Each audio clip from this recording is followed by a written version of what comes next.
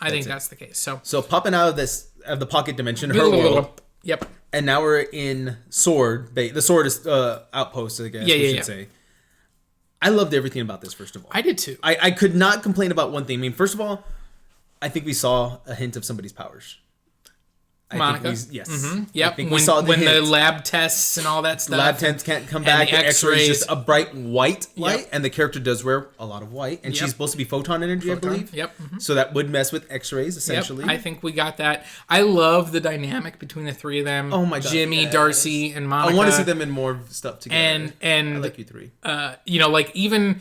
Like, I love Darcy, being the Hex. It's called the Hex. And yes, like, the first time we hear a spell of hers called a Hex. And Monica's like, what's the Hex? And she's like, that's what I've been calling it. It's catching on. And you get Jimmy's just like, not really. But then later on, Monica says the Hex. And she's like, you called the Hex. Like, I'm so like, yes. It was great. I love it. Now, the one thing, and I love how this comment, so going with that scene where she's like, you are calling it the Hex.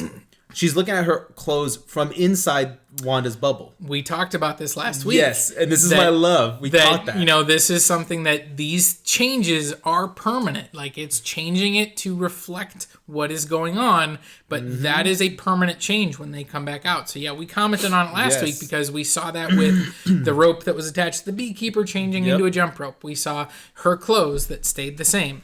So those types of things. But now, those clothes are bulletproof because it was the Kevlar. So when it's not that she created clothes and put them on her. She literally took whatever she was wearing, the reality, altered it, and made it into this. And I love that Monica shoots it, and she's like, it's 82% Kevlar. And it's like, so your shirt and your pants were bulletproof the whole time. Yeah. And Jimmy picked it up right away. He's like, well, you were wearing a Kevlar vest. Yeah. And it's like, oh my God. Well, and I know, that's why I like Jimmy. He's not stupid. He's very competent. Yes. And I love that we're getting another person like this, almost kind of like Coulson, but Coulson to me was a little different still. Sure. But I like that, again, he's very intelligent, very competent, and he's just surrounded by super people probably, so he's going to get overlooked a little bit. I mean, the only time we have an interaction with superheroes in him was Ant-Man. Well, and I did, actually, Randall Park, there was an interview that he talked about where he talked about he's grown a lot. It's been 5 years since Ant-Man and the Wasp in this universe. Right. And so like he's come into his own. He's started to be a better agent and those types of things. And the fact that he's the FBI's point person in this situation, I think speaks to who he is. Like, so obviously he was the first boots on the ground. Right. But, bureaucracy, it'd be like when this got big, they'd pull you out. They'd pull you and put somebody else in charge if they really felt like that. So clearly they don't feel like that. No. So clearly he is, at least a high ranking, like he's a good agent with the FBI. And I want to talk about that. So like you said, we said it a second ago, they have the big, I guess, intervention or interview or meeting, whatever.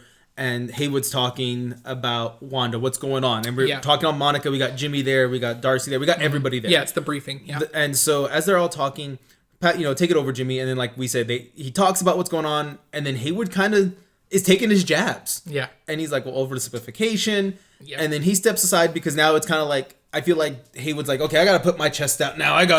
I'm the one in charge. Remember this, Jimmy, kind of thing. And he steps in and he talks about what happens. And now we know what happened to Vision's body. Yeah. We know Wanda broke into a Sword base and literally stole Vision's body. And so we don't know how long Vision's body was with Sword. Obviously, there's a 5-year gap between when he died in Wakanda and when Wanda comes and gets his body. We don't know how much of that time was spent at Sword. Yeah. But I was... Immediately, I thought of, as soon as they showed that scene, they showed that he was in a Sword facility, I thought of the last episode, where Monica and the director were talking about Sword, and he talked about, like, we're more into artificial intelligence these days, and I was like, like, they were experimenting on Vision. They were, like, doing things that they probably shouldn't have done. And this is where I love Jimmy's comment, that's against the Accord, Section 32B or whatever of the Accord. So obviously he's read the Accord. He knows all the Accord. Yep. And I love how Haywood comments it's also against his will that he never wanted his body to be used as a weapon or whatever. Right. But then like you say, we get the throwaway line from last episode, we're into artificial intelligence. What are you doing with his artificial intelligence? What are you doing with him? Now, is Wanda the villain? And this is where you said before, you don't know if he's going to be the villain. Was he experimenting? And Wanda went in there to free him. Right. And then all this other crap happened. Yeah, 100% this guy is a jerk. Yeah, for sure he's a jerk. Whether or not he's an actual villain, we don't know yet. I kind of hope that he's not. I hope he's just a jerk. Because there's that habit of like turning anyone who's a jerk in any of these movies into a villain. Yeah. Like Obadiah Stane is a jerk, but then he's actually the villain. He's behind everything, you know. And it's like sometimes I just want there to be a jerk who's just a jerk. Yeah. Like even if you go like the World Security Council that's like telling Nick Fury in the first Avengers movie, like, you know, to launch this nuke at New York, Powers Booth, who played one of those characters, showed back up in Agents of S.H.I.E.L.D. as the same character as a Hydra agent. And so it was like, okay, they weren't just a bureaucratic group of assholes. Like, that guy was a Hydra agent. And it's like, sometimes I just want them to be jerks. Robert Redford, again, you know, was actually Hydra. And it's like, they don't always have... So I really hope that they don't turn this guy into Hydra, that they don't say he's Mephisto in disguise. Like, I want him to just be a regular guy who's a regular jerk. That being said, what you said to me was the first time I was like, I could see that, and I kind of like that. So tell me what you said. Well, I told Robert offline as I was watching it, and I was just trying to figure out, I'm like, who is this? And I was thinking back to episode 3, where we're seeing all this stuff being put together, the artificial intelligence comment. I'm wondering if Tyler Haywood is not his name. Maybe his name is a little bit more familiar for everybody who's watched any of the Fox stuff as well. And I'm wondering if his title, because he's only active director, so he could have another title of possibly Colonel, as in Colonel William Stryker. And I don't think it's him, but I would love to see that if it comes out, because of how much he hates. I mean, he hated Wanda. And almost the way he would talk, it almost sounded like he hated superpowers or superheroes. Yep. Which is a William Stryker thing with X-Men. He hates mutants. He despises them. He wants them dead. So what if the artificial intelligence, and what we saw as they were walking through all of that, was him building Sentinels. Which we could now bring Sentinels into Marvel as we bring in these X-Men in. I'm getting chills. I know. It's such a, like, it's a string to like follow. Yeah. And I don't think it, but it would be, if it ends up being that, I'm going to say thank you, Kevin, for following this idea. Because it's freaking brilliant. Yeah, because they haven't already filmed this. No, not at all. Not at all. But if he filmed it, he was like, dang, he's going to watch this and he's going to be like, man, those random guys on YouTube were right. Do some reshoots. Fix this now. Turn they already know. William Stryker and Sentinels. I need William Stryker instead. Change his name. Yeah. But that's the only thing, because he did say I'm active. So to me, that means you're not really the director. You're only active because the other director's gone. Yeah, which is still weird because it's been 3 years. Yeah. Like, so why are you just an acting director? Exactly. Like, there's questions here. There's too many questions for him. Yeah. And that's what, like you said, I hope it's not that he's Mephisto. I really hope. Yeah. I think that's what it's going to be, but I hope it's not. And we do get Monica. This is the moment where she's really pushing back on him, like, you know, because he's like, Wanda's a terrorist. And she's like, he's not a terrorist. No. Like, she doesn't have a political agenda, by the way. And she even says, like, I don't think her ultimate goal is destruction. And he has a point. I mean, she's taken a town of 3,000 people hostage. And, you know, that's a problem. Yeah. Like, you can't do that. Now, she doesn't have demands. No. She's not. So, again, Monica also has a point where she's saying, like, she's not really a terrorist. She's not like, I'm going to kidnap these people and then you need to do this, this, and this for me to set them free. She's like, no, this is just my world. Yeah, just please leave me alone. Now, with going with that, though. Yeah. You say he's, she's saying he's a terrorist, he's saying she's not, whatever. Now we get the drones. Because now we're in an age where drones exist. Yeah, so they figure out Darcy, Monica, and I'm gonna say Jimmy. And Jimmy. I don't think he wasn't at the beginning of the scene. Like he came in a little bit later, but they're talking about, like, can we send me back in, and what do I need to build in order to do this? 10,000 pound. Yeah, and so it's like that. Well, theoretically that's possible, and I do love Monica going, I have an aerospace engineer that this would be right up his alley, and she pulls out her phone, and it lingers on her sending a message. Yeah. So whoever she sent that message to, would it have been? Who would it be? Because I'm trying to figure out who's in that she would know. So there's a few. I mean, it could be like Reed or Sue Richards. Okay. It could. I didn't even think about them. It could be Blue Marvel. Blue Marvel would be a good one. Who does have ties to Monica Rambeau. Yeah. Or, it could be, I read one theory, and it's funny. This was like, this is totally not what it is, but somebody was just like, what if a pre-villainous Victor Von Doom? Like, I would be so happy. I would love if she's like and it just tucks away. I'm like, Victor Von Doom, yes, because he didn't start off as a bad guy. So we send. I think the message got sent, and whether or not that person shows up in this episode or later, or in this season or later on, we don't know. But I think we are going to find out who that aerospace engineer is. Yes, I mean that was a plant. That was very significant. Now, I want to comment on that same scene. She says that, and, she comments that Scarlet Witch, or Wanda, almost took Thanos, was the only one that was able to, hurt Thanos. And Jimmy's like, oh, well, I think Captain Marvel could have done it. And boom. Yep. That facial expression. We're not talking about her. Exactly. And Jimmy and Darcy noticed it. Mm-hmm. We don't know everything that's happened since the 90s when she was a little kid and Captain Marvel was her hero and all that stuff. But there's some bad blood right there. There's something, whether it's, you didn't do enough to save my mom, you weren't here to stop Thanos the first time. Here's my question. Is there something else? Here's my question. Yeah. And this is going to be very dark for a second. Okay. So Marvel comes back. After living in space, flying around in space, being exposed to these waves and stuff, comes back and visits her friend, spends time around her friend. What if the cancer was radiation leaked by Captain Marvel? Well, and that certainly could be a story point. That you gave my mom cancer because you didn't think about the radiation you were leaking off of you. Yeah, could be. That would be interesting. It would be a dark theory, and I don't know if Marvel would go for that. Yeah, and the thing is that whatever happened between them either happened before the events of Infinity War. Okay. Or it's happened in the 3 weeks since, because again, Monica was snapped away. So the first time we saw Captain Marvel return to Earth was after the snap. Right. Now that doesn't mean that she didn't return to Earth in the intervening timeline, but that's the first time we are aware that she came back to Earth, which means Monica would have already been gone. Right. Now Maria would have been alive, and she might have been able to have some interactions with her for a couple years before she passed. Yeah. But then when Monica comes back, has she, maybe now she sees that Captain Marvel, hey, you're alive and you look the same you did 30 years ago and you were a big part of defeating Thanos. Why weren't you here? Why didn't you stop this from happening? Maybe it's that, or maybe there is something more personal. We're going to find out whether it's I think it'll be in Captain Marvel 2. It will be. We find out. And I'm really glad that we got a glimpse, though. Yeah. And I'm really glad Jimmy and Darcy, as an audience, because I was kind of like, huh. And it was the same look Jimmy had. It was like, thank you, Jimmy, for portraying my look. So as you mentioned, though, they figure out that if we send something in that doesn't require it to be changed in order to fit with the aesthetic, then, we should be able to do that. Yeah. And so they're in the 80s, so let's send in an 80s style drone. It was so huge. It was so big and bulky. And, bad picture and all that stuff. Weak signal. And of course, she starts talking to Wanda, and they make the comment, Wanda's editing this out of the broadcast, it's blocked out.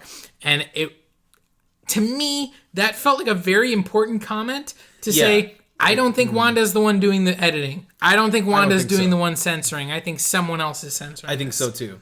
And now, the one thing I did notice, she's talking, but when we go to Wanda's point of view, you don't hear a voice coming out of that area. Yeah, they don't show anything. You just hear it from her talking. Monica's saying, hey, this is Captain blah, blah, blah. And she says her lines. Yeah. But when we go to where we think we should be hearing it, I didn't notice we heard, Wanda is just staring, not even anything. And it just, the eyes go red. And that was so cool. And you see the director is just like, well, we tried. Kill her. Fire the missile. And see, now I think that's an important part of how his missiles. Right? Fire the missiles. I think that's an important part for Tyler. Because that shows he's willing to cross lines. Shoot first, ask questions later. He knows Frank. Apparently, he knows Frank Castle. And there's 2 kids right next to her. Yeah, that we don't know what they are yet. And I do not think it is an accident. When you're looking at 80s tech that you're going to be able to send in to, an 80s military drone tech, who are you going to call? Stark. That was a Stark drone. You think so? No, I know so. I didn't see the Stark name on it. You see it later when she throws it at them. Oh, I didn't see that one. It's so now think back who was killed by a Stark missile? Her parents. Who was staring at a Stark missile when she was 10 years old, expecting to die? Her and her brother. And now these people launch a Stark missile at her 2 kids who are 10 years old? That's a good yeah, point. you done pissed off Wanda. Now, and I love this. I love how you went straight to this part now. Wanda came out. Oh, she did. And when she comes out, she's in her, I'll say Avengers attire. Yep. Because that's the best way to describe it. Mm-hmm. And she's pissed. She is. She's dragging that thing, throws it like nothing at him. Is this yours? Yes. You know? And we have all these soldiers pointing guns at her. Yep. We have Monica, Jimmy, Darcy, and Tyler. And Monica's trying to be like, I'm on your side. You knew I was an ally on some level. You knew I was. You let me in. You know, let me help you. And you get Wanda being like, what could you give me? Mm-hmm. And what do you want? I have everything I want. And no one's taking it from me again. Now, right when she says that, I love the Magneto reference almost. Yeah. And we get that in X-Men 1. First X-Men! Where the guns come out of their hands and point. They all pull back and ready. And she controls all the soldiers' minds for that one moment. And all the guns pointed on Tyler. Yep. And ready to kill him. Absolutely. And obviously, it's a message. Wanda's ready to kill you. Yep. And Wanda could have done it right then and there. She absolutely could have. And no one would have said they're done anything because they were under mind control. Mm-hmm. And I love that X-Men reference. And I loved it so much. The back and forth where they're telling her, like, this, you've held a town hostage. And she's like, I'm not the one with the guns. Like, exactly. And so, you know, I do, like, there's a part of me, there's a part of me where I'm wondering, like, how much does she know about the actual residents of, you know, Westview and how real they may or may not be? Like, does she think these are all just, you know, fake people, or does she know that they're real people? Exactly. Does she clearly, you know, at that point, Vision hasn't confronted her about that they're in pain, you know, dealing with this. So maybe she thinks it's just a blissful, like, you know, I'm just mind controlling them. It's no big deal. We don't really know. Yeah. But I mean, she's confronted with that truth, and then Vision confronts her later. So it'll be interesting to see how she continues to react to it. Exactly. And again, this is where a turning point, I think. Monica, she didn't mess with Monica at all. Nope. She actually was talking to her and just, you know, ready to, like, she could have killed her because she's powered up her magic. Sure, she could have killed anyone. And she just kind of, like, left her alone. And I think Monica's right. I think, like you said, the unconscious version of Wanda is protecting Monica because she knows that's an ally. That's somebody I need on my side in a minute. Yeah. Now, here's what I don't know. Did Wanda unintentionally or intentionally give Monica her powers? Yeah, we don't know. That's one thing I want to know. Was it part of, you know, like going through that energy field? Mm-hmm. You know, I mean, and in that sense, we've seen one other person go through the energy field, and we haven't seen him revisited yet, which is the beekeeper. Yeah. So we still don't know what's going on with that guy. No, we don't. So that's what I'm curious on. Is it the energy field going through it? Was it her subconscious giving her powers, knowing that she'll need her later to help her? Yep. Because, I mean, again, yes, she probably could fight Mephisto on her own or an entity of that level. But, I mean, it would be really hard. It'd be nice to have some backup. Yep. And here's my whole thing with that whole scene, though. I think this pointed out where Tyler is going to stand, and I think it now pitted her against Monica. Yep. Because Monica is going to be more of, I'm on Wanda's side. You're obviously on, I don't care who it is. It's a threat. I'm going to kill it. And you don't care what you have to do. And I want to see what's going to happen now that we know he launched the missile. Now that he knows Wanda could have killed him whenever she wanted.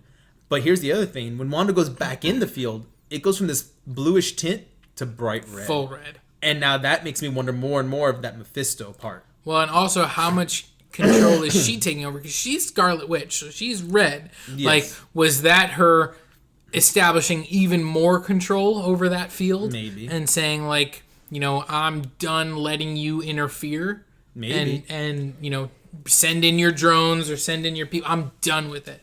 Now completely blocks them. I don't know. I'm curious. So wrapping up, because I know we've been talking for a bit. This is probably going to be a 2-part now. This is a long episode. Yeah.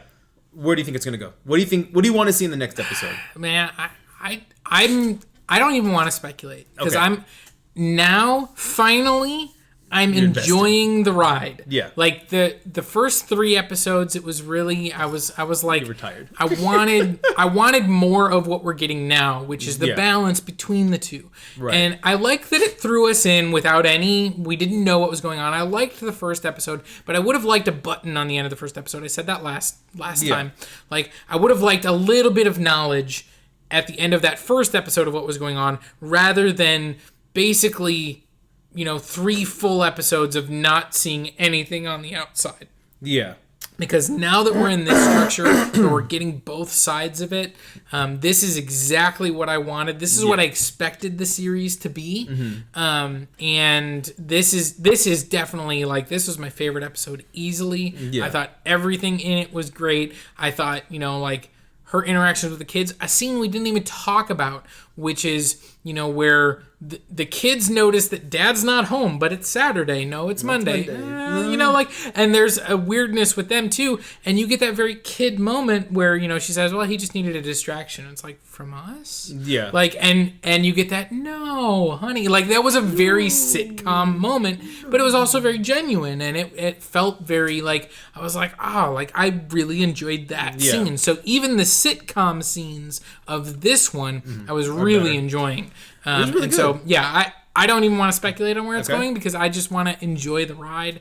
But, there's some changes coming. Yeah. And it'll be interesting. Are we, we're going to hit the 90s. Are we going to get, like, a Friends episode? I mean, we've been doing, like, family-oriented shows, and Friends isn't really a family-oriented show. No, but you got Family Matters, Boy Meets World. Those are staple 90s shows, I would say. Yeah, well, yeah, so Boy Meets World it'll be interesting, if we do, or, I don't think they'll do it because of the personal stuff, but, like, the Cosby Show, like, that kind of stuff. Well, see, the reason I go Boy Meets World 2 is it's owned by Disney. They technically own that one, so that would make sense if they do, like, a straight-up rip-off. Not rip-off, but copycat. Yeah. I don't know. Cosby would be interesting, too, or, like, Family Matters, Step by Step, all those, like, 90s ones. Sure. Heck, even Home Improvement. Or Tool Time. Yeah, that's true. Home Improvement, yeah. Because she has 2 kids. He had 3 boys in that show. So, I mean, that could be something. Interesting. So, but let us know what you think below, guys. What did we miss? Yeah. What about you? Do you want to speculate? I want Doom. I just want Dr. Doom somehow to freaking come out. I don't care about anything else right now. I want that message to be like, to this guy I know in Latveria. I met him a while back on a mission. And even if it's just a throwaway line like that, I'm like, yes, we know that's Dr. Doom. There's no one else in Latveria but Dr. Doom. Oh, it's his best friend. Boris. It could be Boris. But see, that'd be cool. Like, even if it is, like, I would be happy with a Boris reference. If it's like, so where are you from? I'm from Latveria. And it's just like, that's one step closer to Doom. I just want that one little tie. And if Reed comes out, if it is Reed that she messaged, that's still a tie to Doom. Because what if Reed's like, I'm going to bring my buddy with me. We're real good friends in college. He's also really good too. I'm going to bring him with me. And it's Victor. Yeah. It'd be Victor and Reed, and I'm like, there they are. And maybe this could be the start. Maybe at the end of this whole series. Well, see, the cool thing is we're in labs and stuff. If we did bring both of them in, what about if this is where he got the scar? Like, this is where, like, the last episode's like an explosion, and then bam, Doom's face is messed up, and that's the last we ever see of these guys until the movie. I would be excited. I just want Doom and Reed. I'm happy. Clearly. And Silver Surfer like pop up out of nowhere. Just be like, hi, I'm Silver Surfer, as he flies off. I think we need to build the Silver Surfer. But it would be cool if it's someone that, like, Captain Marvel or the Guardians have, like, encountered before. Yes. Like, we know that guy. Oh yeah, it's what's it? I can't even remember his name. Norrin Rad. Yeah. Oh hey, what's up, Norrin? Yeah, he's just like, I'm Silver Surfer now. I'm silver. I wear a surfboard. It's Keanu Reeves, really, or something. Oh, I want Keanu as Silver Surfer. He'd be perfect. He would be. He'd be perfect. Whoa. Guys, come on. Whoa. Like, I'm not Norrin. So I mean, didn't they surf in Point Break? Like he's got the surfboard chops. Exactly, he can do it. He has the longer hair, so he can do it. And they just have to make him bald, but he got some hair before that. So guys, let us know what you think down below. What do you want to see these next few episodes? This will be a part 2 because it was a long one. So let us know down below. Comment, subscribe, and guys, stay geeky and get your geek on. Bye.